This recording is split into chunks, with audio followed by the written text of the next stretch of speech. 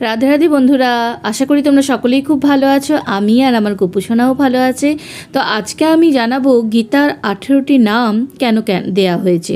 তো প্রথমেই জানাই গীতার যে 18টি নাম সেগুলো কি কি। তো সেগুলো হচ্ছে গঙ্গা, গীতা, সাবিত্রী, সীতা, সত্যা, প্রতিব্রতা, ব্রহ্মাবলী, ব্রহ্মবিদ্যা, ত্রিসন্ধ্যা, মুক্তি গেহিনী, অর্ধমাত্রা, চিদানন্দা, ভবগ্নি, ভ্রান্তিনাশিনী, বেদত্বয়ী, পরানন্দা, তত্ত্বার্থ, জ্ঞান ও মঞ্জরি। তো এই হচ্ছে 18টি নাম। এবার আমরা এই নামগুলির বিশেষত জেনে নেব। যেমন প্রথমেই হচ্ছে গঙ্গা। গঙ্গা মানে হচ্ছে গঙ্গা জল, মানে যেমন পবিত্র বা গঙ্গা স্নান যেমন আমাদের মন পবিত্র করে, ঠিক তেমনি গীতা পাঠ আমাদের মন পবিত্র করে।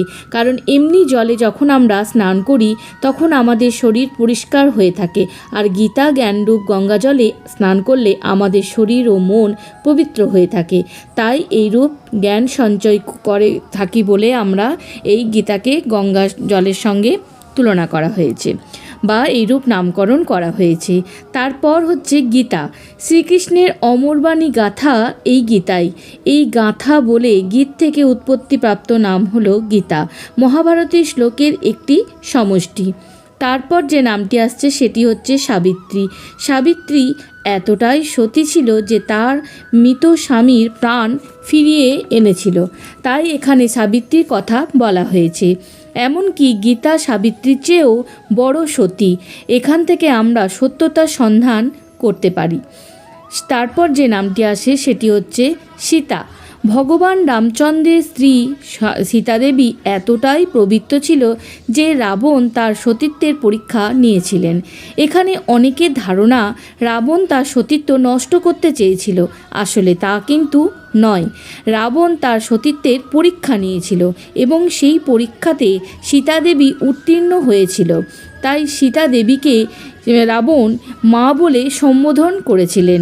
এই কথা একমাত্র মন্দোদরীকে প্রকাশ করেছিলেন রাবণ, তাই সীতা নামটি উল্লেখ করা হয়েছে, কারণ এতই তার পবিত্রতা। এরপর যে নামটি আসে সেটি হচ্ছে সত্তা। এখানে আমাদের সত্তা বলতে এখানে আমাদের আত্মার কথা বলা হয়েছে। আত্মা যেমন চিরন্তন সত্য, গীতাও তেমন চিরন্তন সত্য এবং সনাতন। যারা সততার মধ্যে চলে না তাদের জন্য গীতা পাঠ নয়, মানে গীতা পাঠ তাদের জন্য একেবারেই বৃথা। কিন্তু তারা যদি সঠিক পথে আসতে পারে তাহলে অবশ্যই গীতা পাঠ করতে পারে। গীতা পাঠ করে সঠিক পথে আসতে পারলে তার জীবন ধন্য হয়ে যাবে। এরপর যে নামটি আসছে সেটি হচ্ছে প্রতিব্রতা। প্রতিব্রতা বলতে ভগবানের প্রতি অনুগত্য থাকা, কারণ একমাত্র ভগবান হচ্ছেন পতি এবং আমরা সকলেই তার পত্নী, তাই এই রূপ নামকরণ করা হয়েছে। এর পরের নামটি হচ্ছে ব্রহ্মাবলী। ব্রহ্ম শক্তিতে নির্গত শক্তিকে বলা হয় ব্রহ্মাবলী। যে শক্তির কোনো দিন বিনাশ নেই, ঠিক তেমনি গীতারও কোনো দিন বিনাশ নেই। গীতা হচ্ছে অবিনাশী। এর পরের নামটি হচ্ছে ব্রহ্মবিদ্যা। ব্রহ্মবিদ্যাকে আমরা ব্রহ্মাবলীর অনুরূপ অবশ্যই বলতে পারি। এর পরের নামটি আসে ত্রিসন্ধ্যা।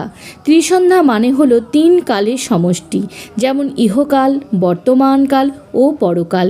এই জন্য এই নামটি দেয়া হয়েছে। এর পরের নামটি আসে মুক্তি গেহিনী, কারণ একমাত্র গীতা পাঠ করেই আমরা মুক্তি লাভ করতে পারি, জীবনের সব কিছু বাধা কাটিয়ে মুক্তি লাভ করতে পারি। এর পরের নামটি আসে অর্ধমাত্রা। গীতার মধ্যে আমরা ভগবানের অর্ধেকটা খুঁজে পাই, কিন্তু পূর্ণরূপ তখনই আমরা পাব যখন আমরা আরও শাস্ত্র বিষয়ে জ্ঞান অর্জন করব। তাই এটা বলা হয় অর্ধমাত্রা। দেখা হচ্ছে পার্ট 2-এ।